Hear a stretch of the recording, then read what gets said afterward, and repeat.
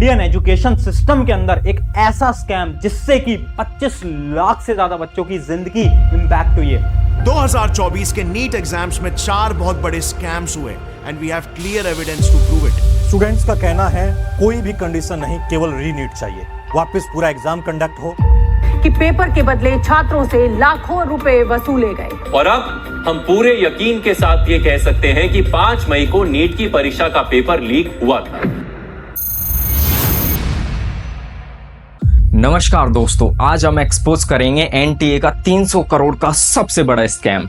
तो कहानी की शुरुआत होती है 5 मई 2024 से, जब एनटीए 571 सिटीज में 4750 सेंटर्स पर मोर देन 24 लाख कैंडिडेट का एग्जाम एनटीए कंडक्ट करवाता है। उसके बाद एनटीए ने रिजल्ट डेट रखी 14 जून को, फिर अचानक से 4 जून को इलेक्शन वाले दिन रिजल्ट अनाउंस किया गया। उसके बाद जो हजारों स्टूडेंट्स के साथ स्कैम हुआ वो बहुत ही शॉकिंग था। नीट में पहली बार 67 स्टूडेंट की ऑल इंडिया रैंक फर्स्ट आई, जो कि पॉसिबल नहीं है। एक साथ इतने सारे स्टूडेंट इंटेलिजेंट कैसे हो गए? 8 स्टूडेंट ऐसे हैं जिनका सीरियल नंबर सेम है, सिर्फ पीछे के 3 अंक अलग हैं। और ये सीरियल नंबर दर्शाता है कि ये 8 स्टूडेंट एक ही सेंटर के जिनकी फर्स्ट रैंक आई है। बाकी जितने सारे स्टूडेंट हैं उन सबके नाम के आगे सरनेम लगा हुआ है, बस इन 7 स्टूडेंट्स के नाम के आगे सरनेम नहीं है। तो एनटीए ने इन 7 स्टूडेंट के सरनेम हटा करके नोटिस रिलीज क्यों किया? अगर सरनेम हटाया भी नहीं है तो इन्हीं स्टूडेंट्स का सरनेम क्यों नहीं है? फिर एनटीए इस पर सफाई देते हुए कहता है कि जिन्होंने पहले फॉर्म भरा है उनको उनके आधार पर रैंक दी गई है। इसका मतलब तो ये हुआ कि इन 7-8 स्टूडेंटों का एक ही साथ एक ही टाइम पे एक ही दिन फॉर्म फिल किया गया है। जहां तक मुझे लगता है ये सारे स्टूडेंट किसी एक आदमी से लिंक करते हैं और इनका सबका स्टेट भी सेम है, हरियाणा। हो सकता है सरनेम भी एक हो। 2 स्टूडेंट ऐसे हैं जिनके 720 में से 718 और 719 मार्क्स हैं, जो कि टेक्निकली पॉसिबल है ही नहीं, क्योंकि एक क्वेश्चन के 4 नंबर मिलते हैं अगर वो सही हुआ तो, और गलत होने पर 1 माइनस कर लिया जाता है। तो अगर पूरा क्वेश्चन ही गलत है तो पूरे 5 नंबर कट गए। तो 715 होने चाहिए थे। अगर वो क्वेश्चन अटेम्प्ट नहीं किया होता तो 716 होने चाहिए थे, लेकिन 718 719 कैसे हो गए? एनटीए का कहना है कि इनको ग्रेस मार्क दिए गए हैं। अब ग्रेस मार्क्स दिए गए हैं तो कितने सारे स्टूडेंट्स को दिए गए हैं, किन किन का टाइम वेस्ट हुआ है, वो सारी चीज़ें आपके पास एज इट इज़ होनी चाहिए ना। वो पब्लिक के लिए अवेलेबल होनी चाहिए। आप स्टूडेंट्स के लिए अवेलेबल करवाओ ना वो चीज़। 100 ग्रेस मार्क्स कौन देता है? इसमें आप देखो, ये है जानवी, ये भी उन 8 स्टूडेंट्स में से है जिनका सेंटर सेम था। ये इसकी OMR सीट है। इसमें 179 क्वेश्चंस अटेम्प्ट किए हैं इसने, जिसमें से 163 करेक्ट हैं और 16 इनकरेक्ट हैं। इसके रियल मार्क्स हैं 636 आउट ऑफ 720। इंटरेस्टिंग बात ये भी है कि इसने OMR पर 2:06 PM पर शाइन किए। फिर एनटीए ने इस स्टूडेंट्स को ग्रेस मार्क्स कैसे दिए? अब मुझे नहीं पता इस ट्वीट में कितनी सच्चाई है, बट अगर ये सच हुआ तो ये बहुत खतरनाक हो सकता है। ये सबसे बड़ा स्कैम हो जाएगा फिर स्टूडेंट्स के लिए। और एक और बात सोचने लायक ये भी है कि किसी एक ही इंस्टीट्यूट से 26 स्टूडेंट्स की ऑल इंडिया रैंक फर्स्ट आई है। How can be possible this? चलिए ये तो ठीक है, हो सकता है।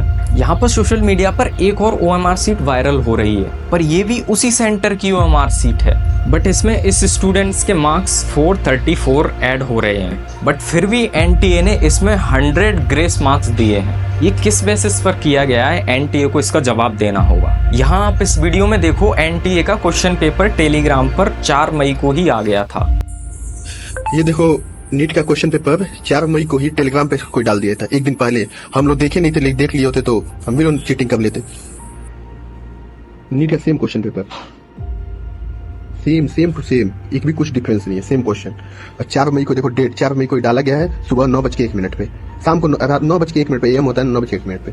और एग्जाम वाले दिन भी सवाई माधोपुर से पेपर लीक की खबरें सामने आ रही थी, तो उसको भी एनटीए ने नोटिस रिलीज करके उसको भी दबा दिया। बट कुछ सवाई माधोपुर के स्टूडेंट्स ने एक मीडिया एजेंसी को ये खबर भी दी थी। वहां पर क्या क्या हुआ था वो सारी चीजें बताई थी। हाँ भैया, क्या हुआ पूरी बात बताओ।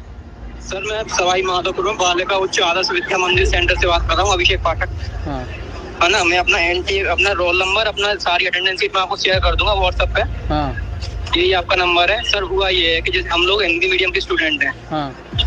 कोटा एलन से हम पढ़े हुए हैं। हाँ। सर एक्चुअल में हुआ ये कि हमको हिंदी मीडियम की जगह इंग्लिश मीडियम में क्वेश्चन पेपर दिया था पहले। ओके। हम लोगों ने इन्विजिलेटर को कंप्लेंट की। कंप्लेंट के बाद दूसरी बार में वो पेपर लेके आए, चेंज किया। हाँ वो इंग्लिश मीडियम का क्वेश्चन पेपर हमको वापस से मिला। हाँ और उस क्वेश्चन पेपर में 2:08 जो हो रही थी उस टाइम पे, उसमें 180 ऑप्शन टिक हो रखे थे। अच्छा 180 ऑप्शन टिक हो रहे थे सर, इसलिए वो पेपर वापस ले लिया, क्वेश्चन पेपर। ओके, फिर? है ना, क्वेश्चन पेपर वापस लेने के बाद सारे स्टूडेंटों को कमरे के अंदर बंद कर दिया गया। अच्छा हाँ, जो भी हिंदी मीडियम के थे, हिंदी मीडियम के सारे बच्चे गेट तोड़ के बाहर आए। उसके अच्छा। बाद हेमेंद्र करके 3 स्टार हाँ बच्चों को मारने आया है, लाठी से मारा है, 2 बच्चों को टी-शर्ट फाड़ी है। हाँ, है ना, मेंटल स्ट्रेस दिया है उन लोगों को। तो अभी तुम लोग क्या मतलब बाहर आ गए हो या क्या है? हम लोग सेंटर पे हैं सर, अभी भी हम लोग बाहर खड़े हुए हैं। तो तुम लोगों को अंदर नहीं लिया जा रहा?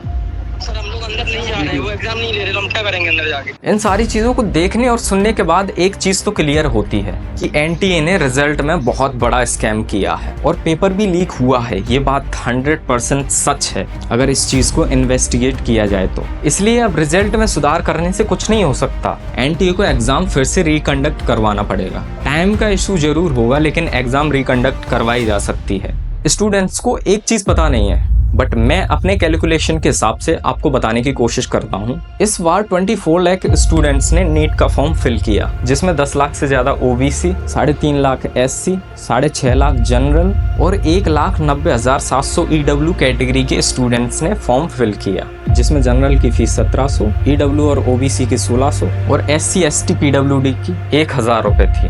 अगर आप इनकी कैलकुलेशन करते हो तो लगभग 320 करोड़ रुपए होते हैं। यानी जो आपने नीट का फॉर्म फिल किया उसमें से एनटीए ने 320 करोड़ रुपए कमाए। इसमें मैंने जो इंडिया के आउटसाइड में 14 सिटीज में ये जो एग्जाम कंडक्ट करवाई जाती है उसकी बात नहीं की, उसको तो ऐड भी नहीं किया मैंने, और उसकी फॉर्म फीस तो करीब 9,500 के आसपास थी। इसमें से एनटीए एक बार नीट का एग्जाम कंडक्ट करवाने पर 3 से 20 करोड़ का लगभग 25 से 30% ही खर्च करता है। यानी इस बार फिर से अगर एनटीए नीट को रिकंडक्ट करता है, फिर भी उसके पास इन 300 करोड़ में से 150 करोड़ रुपए फिर भी बच जाएं।